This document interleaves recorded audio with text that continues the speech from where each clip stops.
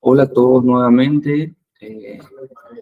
Hoy nos encontramos nuevamente en este espacio para poder compartir un poquito de aprendizajes, reflexiones y continuando con nuestro mapa, hoy abordaremos lo que son las necesidades educativas especiales. Como habíamos visto anteriormente, de acuerdo a la Organización Mundial de la Salud, la discapacidad se concibe hoy como un fenómeno multidimensional, resultante de la interacción de las personas con el entorno. No se define como un problema de falta de capacidad, sino como limitaciones personales y restricciones contextuales para participar en actividades que podemos denominar como actividades normales o actividades comunes, por así decirlo, ¿verdad? Para estas discapacidades se plantearon lo que serían las necesidades educativas especiales. Nos habla de que si se reconoce que lo que caracteriza a los seres humanos es precisamente ese hecho irrefutable de ser distintos los unos con los otros y por lo tanto estas diferencias no constituyen una excepción. Al momento de enseñar no podemos obviar que actuar como si todos los niños y niñas aprendieran de la misma forma, a la misma velocidad y bajo las mismas condiciones. Asumir este planteamiento nos ayuda a desafiarnos a nosotros mismos y afrontar y buscar nuevas formas de enseñanza para responder a todos estos tipos de, de características peculiares. Entonces, mediante eso nos encontramos con lo que son las necesidades educativas especiales. Estas hacen referencia a aquellos estudiantes que presentan dificultades mayores que el resto de los alumnos para acceder a los aprendizajes que les corresponde por edad o que presentan un desfase con relación al currículum por diversas causas y pueden requerir un apoyo para progresar en su aprendizaje.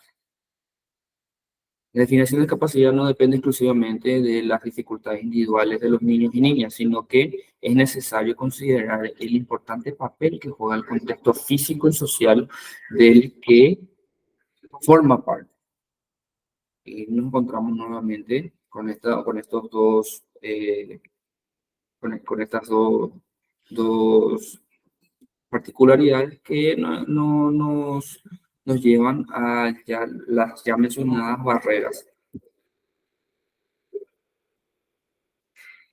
Ahora nos dice, la implicación del concepto de NE son las siguientes. Las necesidades especiales no se definen por las categorías diagnósticas tradicionales, sino por las distintas ayudas y recursos pedagógicos, materiales, que también podrían ser humanos, ¿verdad? Materiales humanos o materiales pedagógicos que hay que proporcionar para facilitar el desarrollo y el proceso de aprendizaje de los estudiantes.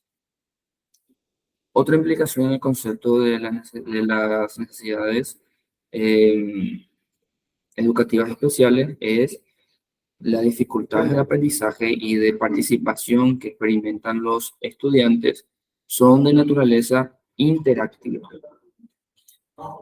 Esto supone que la evaluación y respuesta educativa han de considerar tanto las dificultades y potencialidades de los estudiantes como los contextos. Nosotros estamos hablando siempre de esos contextos que pueden matizarse como una barrera para los estudiantes. Todo esto con el fin de identificar qué tipo de ayuda hay que brindarle. Estamos hablando de un chico con discapacidad motora, visual o auditiva. Esas ayudas siempre van a tener un énfasis diferente. ¿Para qué? Para que podamos generar esas modificaciones precisas para realizar para realizar un ajuste en el cual el contexto pueda favorecer el desarrollo del aprendizaje y sobre todo la participación de estos chicos. Es importante señalar que algunos aspectos que se derivan de sus discapacidades hay que abordarlos desde sectores de salud también. Y no solo es educación, tenemos que siempre tener esa visión multidisciplinaria para poder siempre buscar esas soluciones más asertivas. En el siguiente punto tenemos que las necesidades educativas especiales, además de relativas, son cambiantes, ya que pueden variar en función de los avances y el desarrollo propio del estudiante. Puede llegar a un punto en el que el estudiante inclusive ya no necesite esas necesidades educativas especiales. Eso dependiendo de cómo nosotros vamos trabajando y el estímulo, qué tan efectivo es ese estímulo que estamos brindando. Luego tenemos, puede ser de carácter transitorio permanente, que también hace referencia a lo que mencionamos recientemente.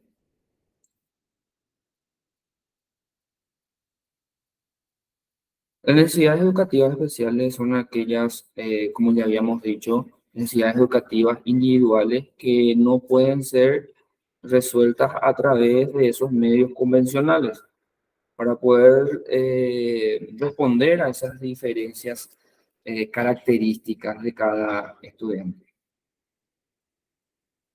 Como habíamos dicho, nosotros lo que buscamos es generar un contexto más, por así decirlo, cálido con el estudiante para poder facilitar ese aprendizaje.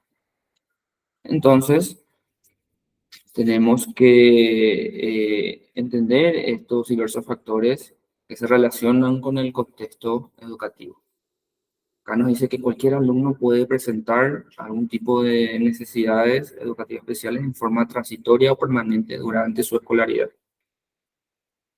Dependiendo, por ejemplo, de a qué edad a qué edad ingresó al sistema educativo, también puede considerarse como una necesidad especial, ¿verdad? Porque no va a estar al mismo ritmo que los demás estudiantes.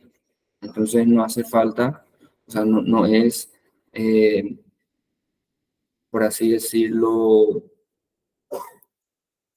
em, definitivo o excluyente que tenga o no un tipo de déficit. Los estudiantes con necesidades especiales deberían recibir la enseñanza en las escuelas regulares y participar en mayor medida en las experiencias comunes de aprendizaje. Así como habíamos visto en el marco legal de la clase anterior, eh, ¿por qué esto ahora? Las escuelas deben ofrecer un currículum flexible que se adapte a las diferencias individuales, asegurando el acceso y procesos de todos los estudiantes. Justamente, nosotros hablamos de enseñar, tenemos que atender esas particularidades únicas de cada estudiante. Luego nos dice que las diferencias constituyen oportunidades de aprendizaje y desarrollo, tanto para los estudiantes como para los docentes. Siempre en cualquier tipo de relacionamiento va a haber una transferencia.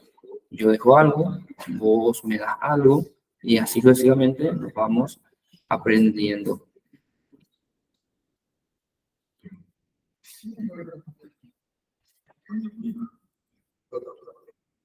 Luego nos habla de que las escuelas deben disponer de servicios y recursos de apoyo especializados para todos los estudiantes que lo requieren.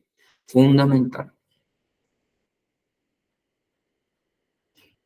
Recordemos que cualquier tipo de déficit no depende únicamente de las características físicas o biológicas del niño o la niña, sino de cómo se relacionan más bien esas condiciones que emergen producto de esa interacción entre el déficit de la persona con el contexto ambiental desfavorable y también social, ¿verdad?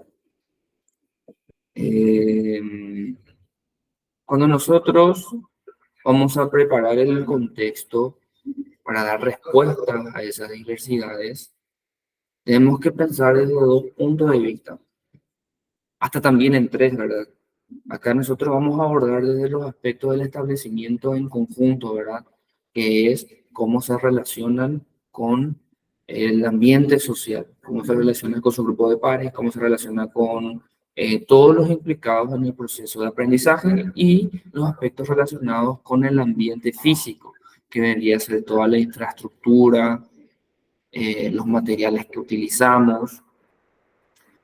Y como les había dicho recientemente, también podemos abordar desde el aspecto familiar, ¿verdad?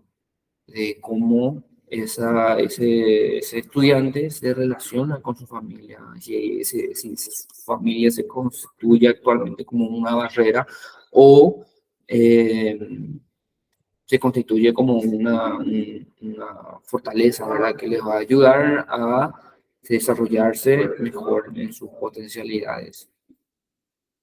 Aspectos relacionados con el establecimiento de su conjunto. Cosa que tenemos que tener en cuenta siempre es informar a todos los miembros de la comunidad educativa acerca del programa de interacción, explicando las características y posibilidades de las determinadas dificultades y los apoyos que necesitan para favorecer el intercambio educativo. Además, tenemos que informar también quiénes son los estudiantes que forman parte de este proyecto, porque en la mayoría de los casos el déficit pasa desapercibido y a veces cuando ya podemos decir que es desconocido por todos los docentes y estudiantes, se puede dar la situación en la que no se corte esa inclusión y comienzan a salir esos aprendizajes sociales que van relacionados con, por ejemplo, dicen que es imputado o algo por el estilo, ¿verdad? También debemos considerar en el programa de capacitación para el equipo docente, ¿verdad? Nosotros no podemos abordar un problema si el docente no está bien capacitado, si el docente no sabe utilizar esas herramientas, si el docente no tiene esas herramientas que faciliten esa integración del niño o la niña con ese determinado déficit, ¿verdad? Adaptar los instrumentos internos de manejo de información como fichas, pautas de entrevistas u otra cosa, u otras, ¿verdad? De manera a que consideren los elementos necesarios para recabar antecedentes en cuanto a su progreso, características, a sus estilos de aprendizaje, a la forma del aprendizaje y la comunicación que tenga ese niño o niña con dificultades ya sea auditivas, motoras, visuales, psicomotoras. Adaptar los instrumentos internos de manejo Z, orientar las relaciones positivas y natural de todos los miembros del centro educativo con los niños y niñas que presenten necesidades asociadas a una dificultad, evitando siempre esa sobreprotección o ese rechazo hacia los estudiantes.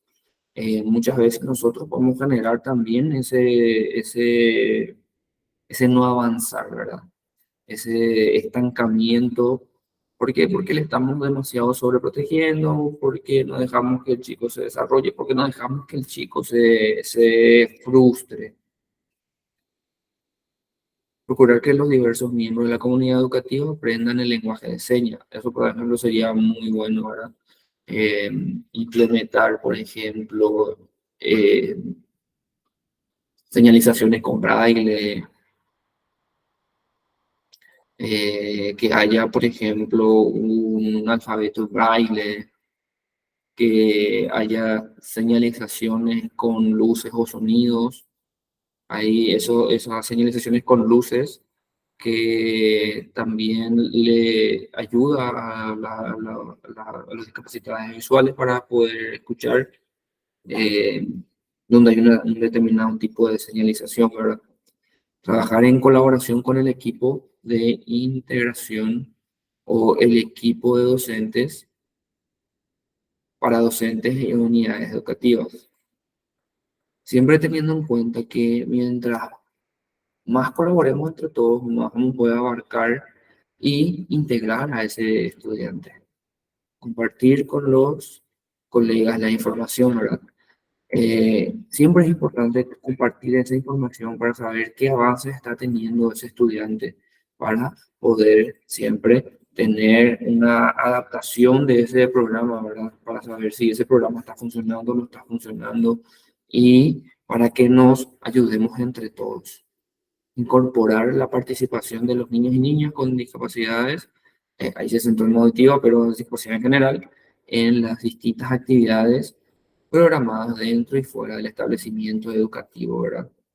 Haciendo referencia también a que no exista esa sobreprotección, sino esa integración, ¿verdad? Serle parte de el grupo. En cuanto a los aspectos relacionados con el ambiente físico, asegurarse de mantener todos los espacios bien iluminados y señalizados. Instalar esos timbres de luces, como lo habíamos dicho recién, que informen acerca de los cambios de actividades diarias y situaciones de emergencia, como contemplan las señales sonoras que generan eh, ese, ese,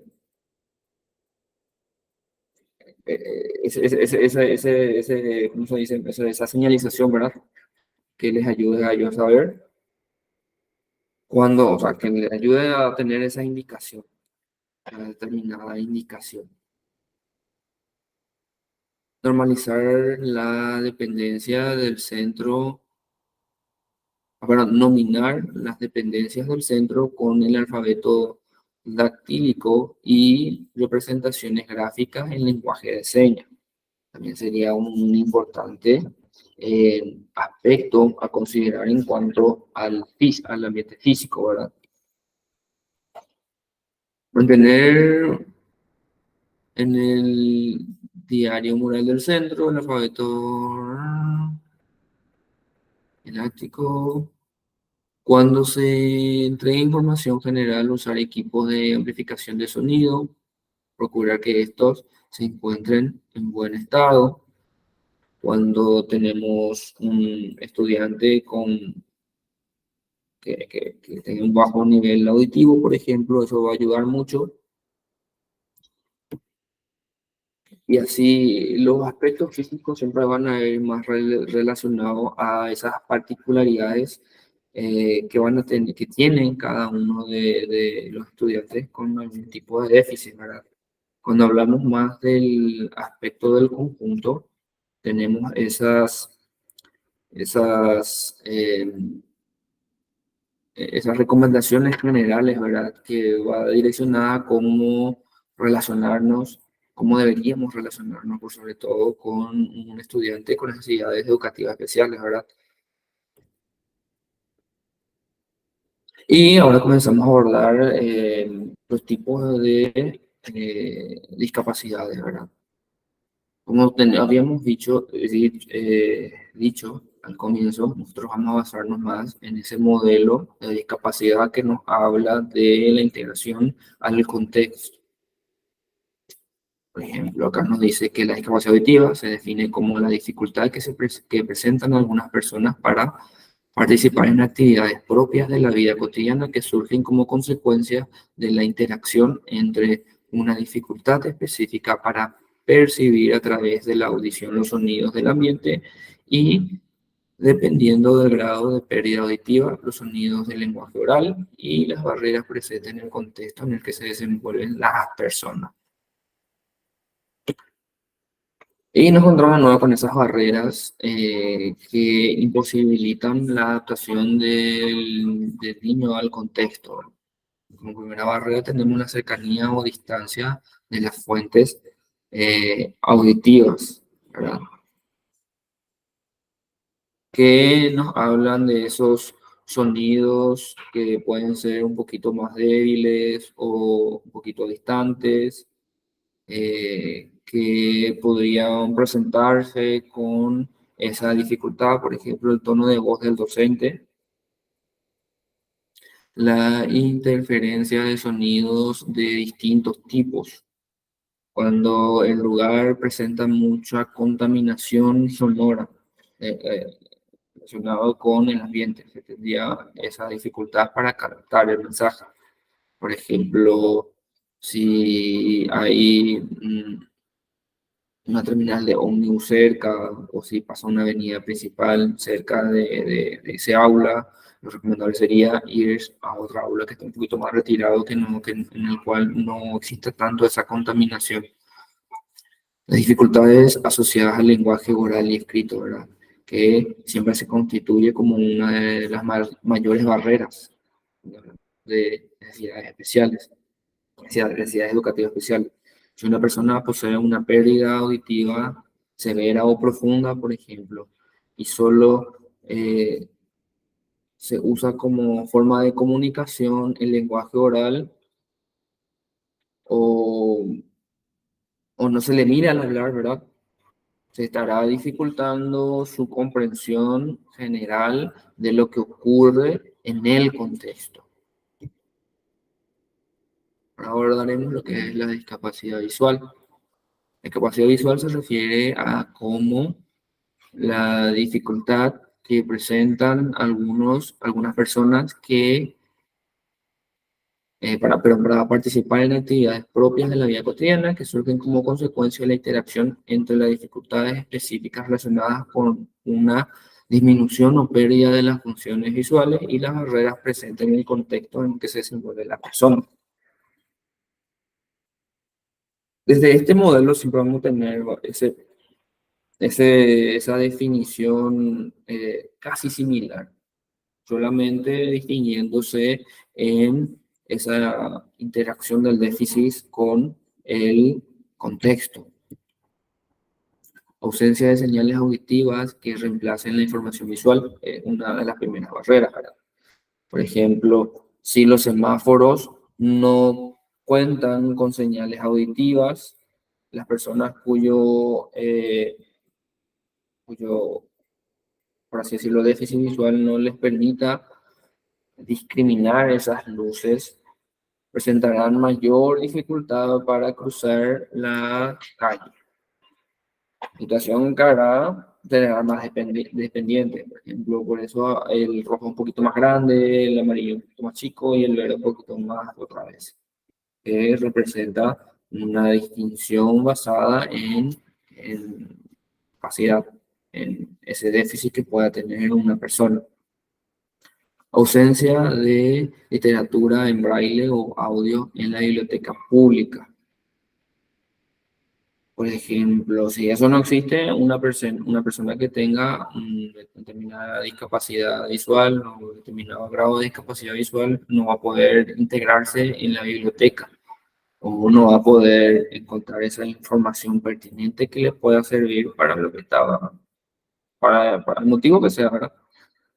Ausencia de sistemas de escritura alternativos. El hecho de no poseer o sea, no contar con ese tipo de escrituras alternativas como el braille, por ejemplo, constituye en sí luego un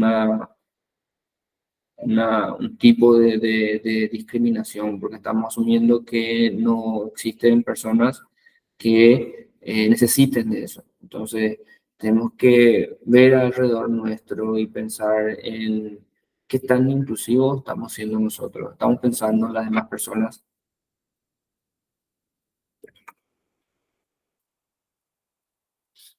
Luego, a tener en cuenta.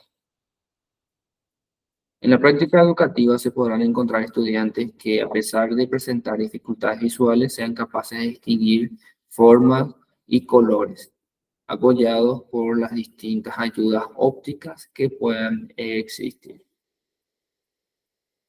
Una creencia arraigada en la sociedad es pensar que las personas ciegas desarrollan una percepción extrasensorial por el solo hecho de ser ciego. Bueno, esto es un mito más bien, porque siempre y cuando exista esa estimulación va a poder desarrollarse esa capacidad, digamos.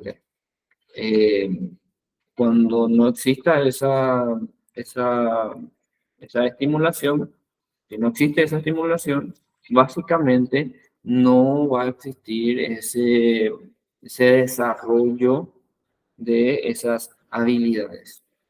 Todo requiere un proceso de aprendizaje y desarrollo.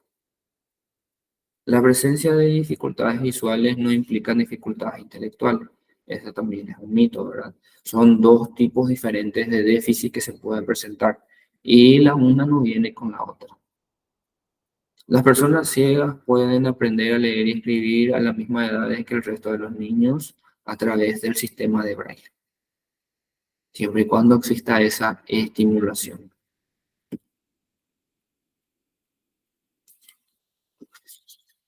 Ahora entramos en lo que es la discapacidad motora,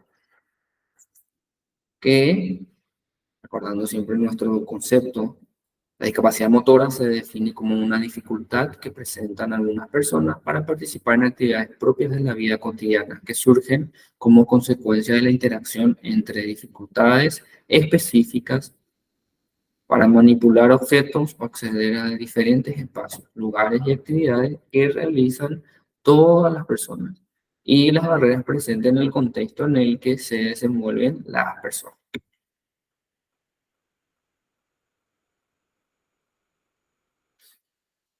Básicamente, se refiere a la movilidad de,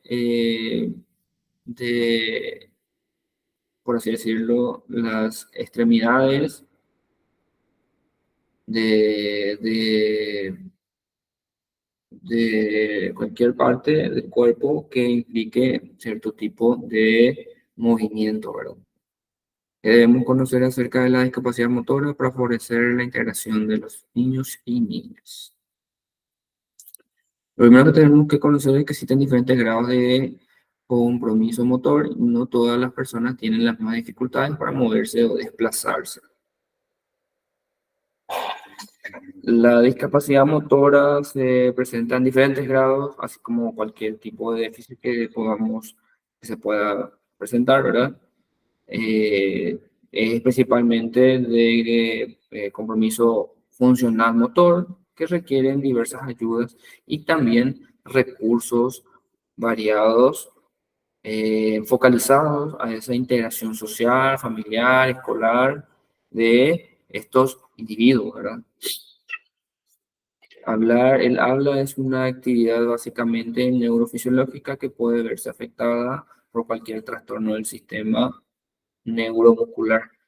No necesariamente también vienen los chicos con algún tipo de discapacidad motora van a tener ese problema en el habla, pero algunos pueden presentar esas dificultades motoras que tienen también problemas en ese área comunicativa. La presencia de discapacidad motora no implica dificultades intelectuales. Es muy importante diferenciar entre estas dos situaciones que son básicamente opuestas, ¿verdad?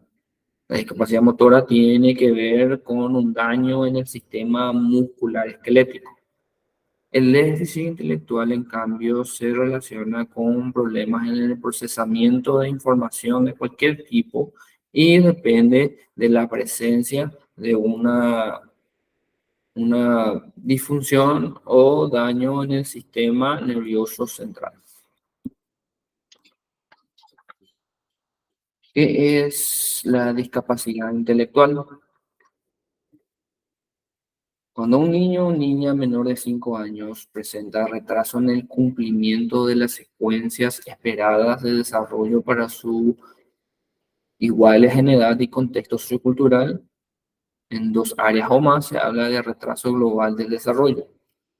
Si esta diferencia en el patrón esperado se desarrolla persistente por sobre los 5 años de edad, se lo define como discapacidad intelectual.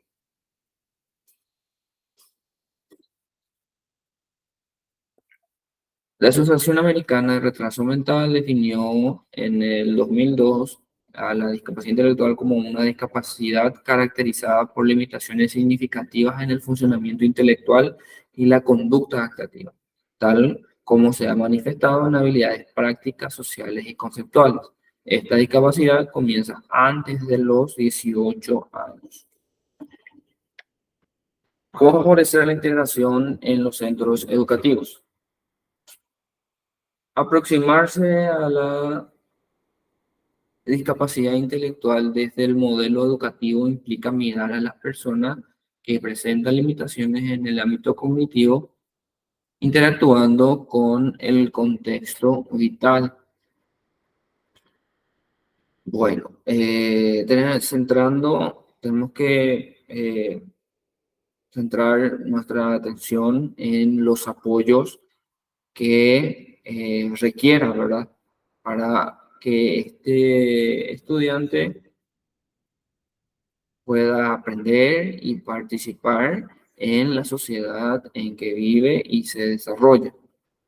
Y podemos entender también esos elementos en ese contexto vital, desde esos elementos y situaciones naturales, sociales y culturales que van a estar presentes en ese proceso de aprendizaje.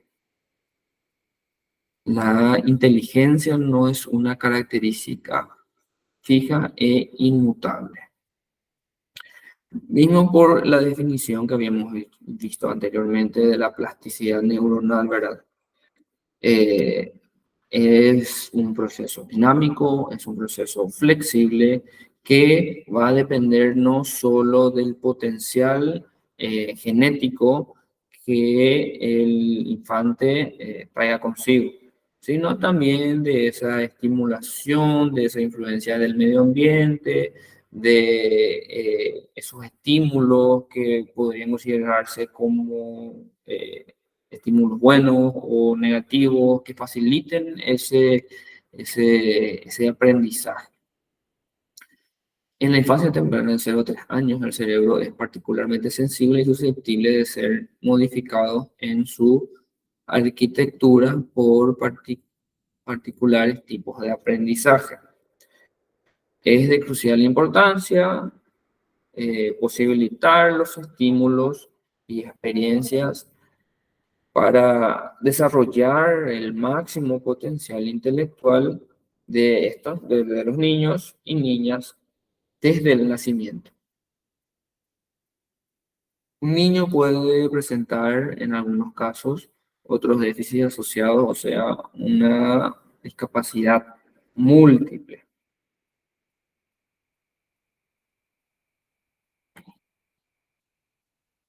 Un niño con discapacidad intelectual puede rendir bien en la escuela, pero siempre va a requerir esas ayudas individualizadas, ¿verdad?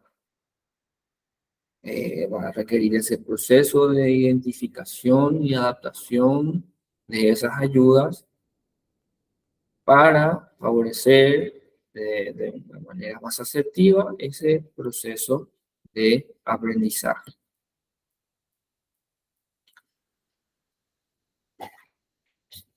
Las limitaciones que presenta el niño o la niña siempre coexisten con capacidades que es preciso potenciar.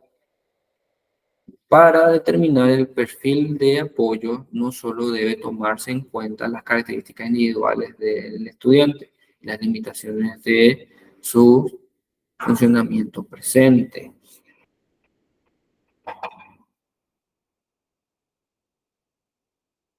La familia tiene un rol protagónico e insustituible en el desarrollo del niño o la niña con discapacidad intelectual. En la escuela va a estar 4 horas y el resto del día va a estar con la familia. Entonces, ese estímulo más sostenido va a tener en familia. Corresponde a los o las educadoras o educadores ofrecer experiencias oportunas y personalizadas de aprendizaje en el ámbito escolar.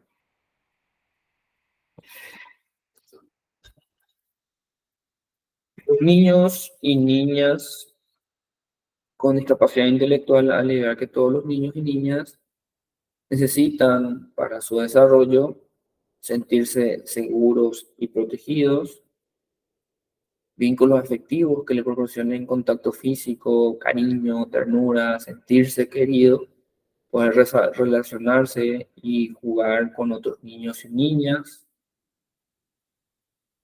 ser reconocidos o reconocidas en sus capacidades y fortalezas, no solo en sus limitaciones, poder acceder a experiencias que estimulen en forma persistente y sistemática el desarrollo de todas sus capacidades y potencialidades, convivir con adultos que acojan sus emociones, que orienten y pongan límites a su conducta para aprender a relacionarse, a manejar las frustraciones y evitar los conflictos.